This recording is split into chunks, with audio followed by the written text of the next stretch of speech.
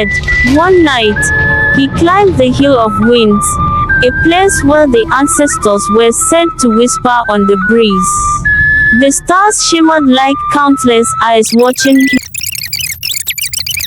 Long ago, in the heart of ancient Africa, beyond the rivers that shimmered like molten gold under the sunset, and past the great baobab trees that touched the heavens, there was a village known as Embers.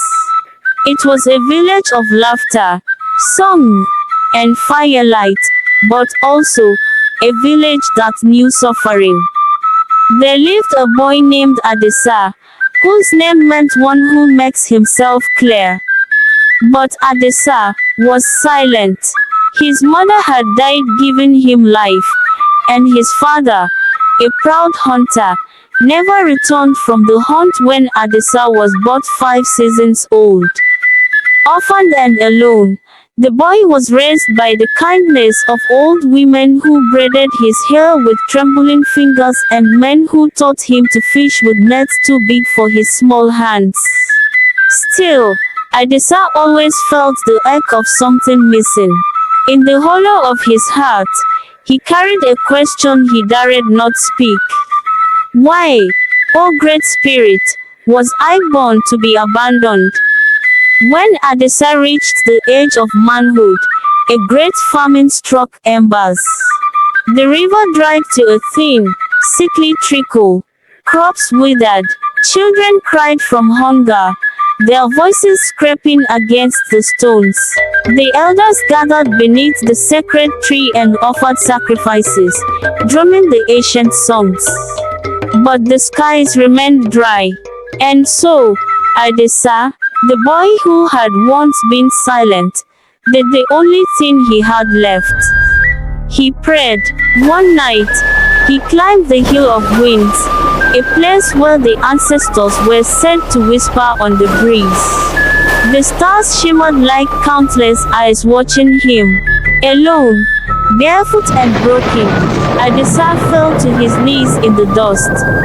O Father of life, he cried into the night, O molder of earth and breather of winds, do you see us?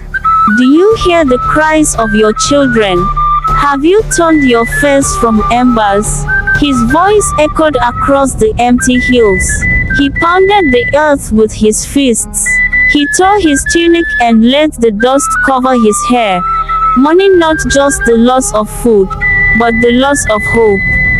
I have no mother to cry for me, no father to fight for me, he wept. But you, great Father, are not made of flesh. Your arms do not grow weary. Your heart does not forget.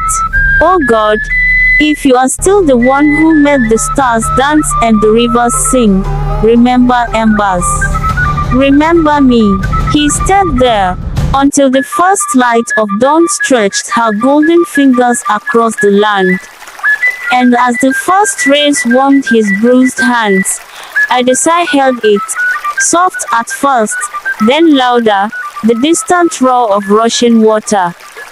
The river had returned. The people of Embers woke to the sound of life.